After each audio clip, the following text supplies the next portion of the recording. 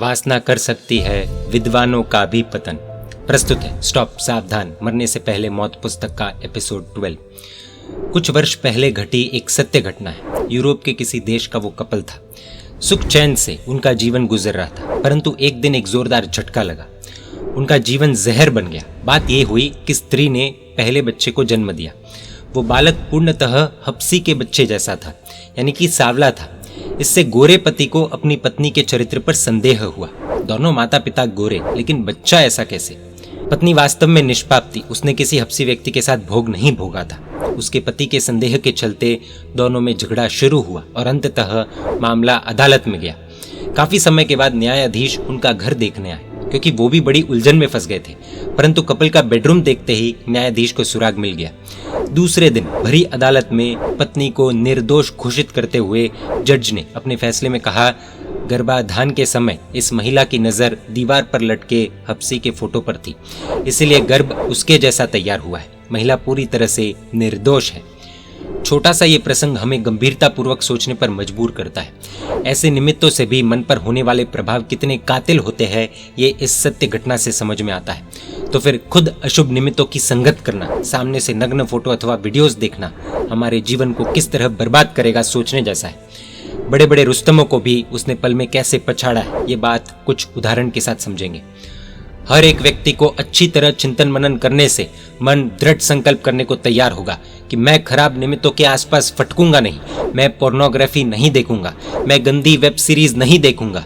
पत्नी के अलावा इस विश्व में रही हर स्त्री मेरी माँ, बेटी अथवा बहन समान है। शादी से पहले भी यही सोचना है। और मेरी माँ, बेटी अथवा बहन को नग्न रूप में देखना क्या उचित है, वो तो खुद व्यक्ति को सोचना होगा, संकल्प लेना होगा। अगर इतना भी हम न कर पाए तो हमसे तो जानवर अच्छे। पूज्य श्री ने एक आंखें खोल देने वाला दृष्टांत दिया है। व्यास नामक एक ऋषि हो गए। उन्होंने एक दिन एक श्लोक की रचना की कि जिसमें लिखा था, मात्रा स्वस्त्रा दुहित्रा बानो विविक्तासनो भवेत बलवानिंद्रिय ग्रामो विद्वान समपि कर्षति। अर्थात सग्गी माँ, बहन या बेटी के साथ भी एकांत में रहना नहीं, क्योंकि इंद्रियों के तूफान बड़े विद्वान को भी पछाड़ देने में समर्थ होते हैं। व्यास जी के शिष्य जैमिनी ऋषि, उन्हें यह श्लोक खूब भा गया, परंतु उन्होंने गुरु जी को एक सलाह दी। विद्वान शब्द इस श्लोक से हटाया जाए, क्योंकि विद्वान का पतन नहीं हो सकता। गुरु जी ने शिष्य से कहा, वत्स, तू अभी भी इस शब्द पर विचार कर। 4-6 दिन बाद भी यदि तू तेरा आग्रह जारी रखेगा तो मैं विद्वान शब्द दूर कर दूंगा, अन्यथा मेरी समझ के मुताबिक तो ये शब्द ठीक है। इतना कहकर व्यास जी ने जैमिनी ऋषि को इस शब्द की सार्थकता समझाने के लिए सबक सिखाने का निश्चय कर लिया। बाद में अचानक अंधकार छा गया, बिजली की जोरदार गर्जना होने लगी और फिर तो जबरदस्त बारिश होने लगी। जैमिनी ऋषि अचानक हुई वर्षा की इस प्राकृतिक लीला को देखने झोपड़ी का द्वार खोलकर खड़े रहे। उसी समय उन्होंने कुछ ही दूरी पर एक युवा स्त्री को देखा। वो पूरे शरीर से भीगी हुई थी। उसके कपड़े शरीर से पूरी तरह चिपक गए थे। धीरे धीरे वो इस झोपड़ी की तरफ आ रही थी। अंततः वह कुटीर के पास आकर दबकर खड़ी रही। वैसे भी उसका स्वरूप मोहक था। इस पर भीगे वस्त्र मोहकता बढ़ा रहे थे। अकल्पनीय उसके प्रति किसी आकर्षण के साथ जैमिनी ऋषि ने उसकी मदद करने के लिए कुटीर में आने को कहा। वो तुरंत कुटीर में आ गई। जैमिनी के पास वलकल के चीर थे, यानी कि पत्तों के कपड़े थे। वो उन्होंने उस स्त्री को दिए और अलाव की, यानी कि फायर की व्यवस्था की। शरीर से चिपके वस्त्रों को निकालने भी मददगार हुए। स्त्री को वलकल के वस्त्र पहनने को जम नहीं रहा था, तो उसने जैमिनी से मदद का आग्रह किया। वस्त्र बदलने में हेल्प कराते जैमिनी की आत्मा काम विकार से सुलग उठी। वासना भड़क गई, शरीर में कंपन पैदा हुआ। उन्होंने उससे कहा, तेरा घूंघट खोल, परंतु स्त्री ने ऐसा करने से इनकार कर दिया। जैमिनी ने स्वयं घूंघट खोलने का प्रयत्न किया और कुछ मेहनत में ही उन्हें सफलता मिली। परंतु ये क्या, घूंघट खोलते ही उन्होंने मुंह देखा व्यास मुनि का। व्यास जी मंद मंद हंस रहे थे। उनकी दाढ़ी वाली भव्य मुखाकृति दिख रही थी। माया सिमट गई थी। व्यास जी ने कहा, वत्स, अब तुझे समझ में आया कि श्लोक में विद्वान शब्द बहुत ही योग्य है।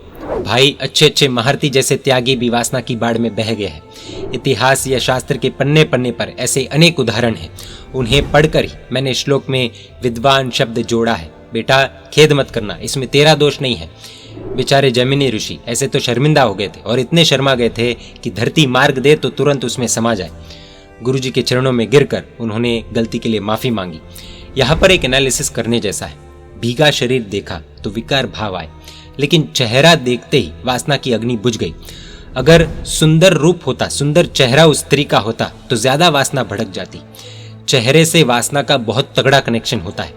इसीलिए कई गुरु भगवंत विजातीय का यानी कि ऑपोजिट जेंडर वाले व्यक्ति का चेहरा नहीं देखते, क्योंकि वो खुद को वासना से बचाना चाहते हैं। एक छोटी सी चिंगारी भी भड़के ऐसा वो नहीं चाहते। आज तो चेहरों को किस हद तक सजाया जा रहा है, सोचने जैसा है। मान लो अगर एक व्यक्ति अपना चेहरा नकली सामानों से सजाता है और कोई व्यक्ति उस चेहरे को देखता है और देखकर वासना भड़कती है, तो चेहरा सजाने वाले को भी कर्मबंध होते ही है। भले इधर हम अनेक तर्क देकर बचने का प्रयास करें, लेकिन कर्म सत्ता का हिसाब अटल है, वहां तर्कों से बचा नहीं जा सकता। इसलिए बार बार गुरु भगवंत निवेदन करते हैं कि हमारी ऐसी कोई भी वेशभूषा नहीं होनी चाहिए जिससे किसी अन्य व्यक्ति में वासना भड़के।